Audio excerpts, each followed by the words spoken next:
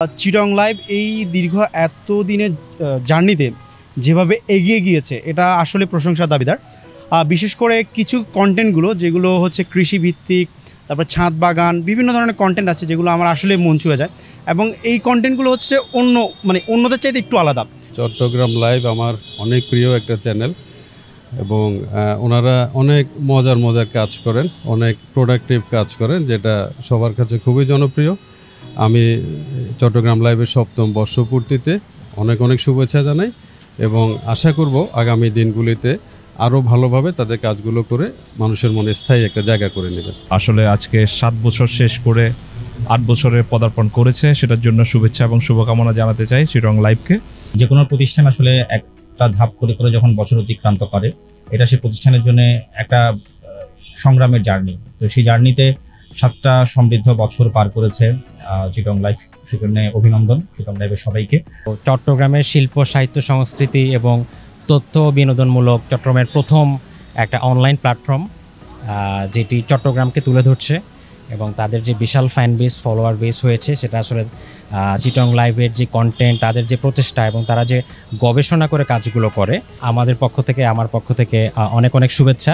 আমাদের সমাজের যা কিছু প্রয়োজন, আমাদের যে অসঙ্গতিগুলো আছে, আমাদের ডেভেলপমেন্টের যে প্রয়োজন চট্টগ্রামে, সেটা চিটং লাইভ তুলে আনতে পারবে। আমাদের যে ঢাকা ভিত্তিক যে একটা সমাজ ব্যবস্থা গড়ে উঠেছে বাংলাদেশে, সেইটা কাটিয়ে চট্টগ্রাম থেকে কি করা যায়, তারা ভবিষ্যতে আরও নতুন কিছু নিয়ে আসবে। আমি চাইবো আরও ভবিষ্যতে, যেহেতু আমি মিউজিশিয়ান, মিউজিক নিয়ে আমি কাজ করি, মিউজিক নিয়ে অনেকগুলো কাজ হয়েছে এর মধ্যে, আমি চাচ্ছি একটু বড় পরিসরে যদি এটা চিটং লাইভ আরও আয়োজন করে, তাহলে মনে হয় আমাদের যারা নতুন প্রজন্ম, যারা চিটংয়ে আছে, যারা এখন নতুন করে কাজ করছে, তারাও আরও উৎসাহ পাবে এবং ভালো একটা প্ল্যাটফর্ম পাবে। এই বিশ্বায়নের যুগে এখন তো কন্টেন্ট নির্ভর অনেকে কাজ করছে, ফেসবুকে, ইউটিউবে অনেকে কাজ করছে, কিন্তু আমার মনে হয় যে কিছু প্রতিষ্ঠান রয়েছে বা কিছু এরকম কন্টেন্ট ক্রিয়েটিভ প্রতিষ্ঠান রয়েছে যে যাদের কাজগুলো আলাদা করে নেওয়া যায়।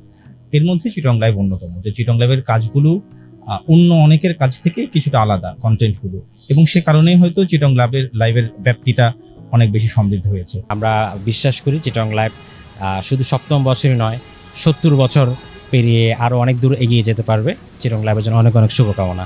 আপনি হয়তো বা জানেন যে এর ভিতরে অনেকগুলো হয়তো বা অনলাইন মিডিয়া এসেছে গিয়েছে, কিন্তু চিটং লাইভ যে আজকে এতদিন আছে, এর পিছনে একটাই কারণ, সেটা হচ্ছে তারা সুষ্ঠু এবং চমৎকার কন্টেন্টগুলো মানুষের মাঝে দিয়ে গিয়েছে। আমি এটা আশা করি ভবিষ্যতে চিটং লাইভের যে সকল একদম ক্যামেরা পার্সন থেকে শুরু করে যারা একদম ভিডিওর পিছনে এডিটিং থেকে যারা কাজ করে, সবাই সবসময় ভালো কন্টেন্ট আমাদেরকে দিয়ে যাবে, এবং আমরা চাই যে আমার জন্মভূমি বন্দরনগরী চট্টগ্রামটাকে, শুধু চট্টগ্রাম নয়, পুরো বাংলাদেশটাকে যেন আরও সুন্দরভাবে তুলে ধরে, এটাই আমার কামনা।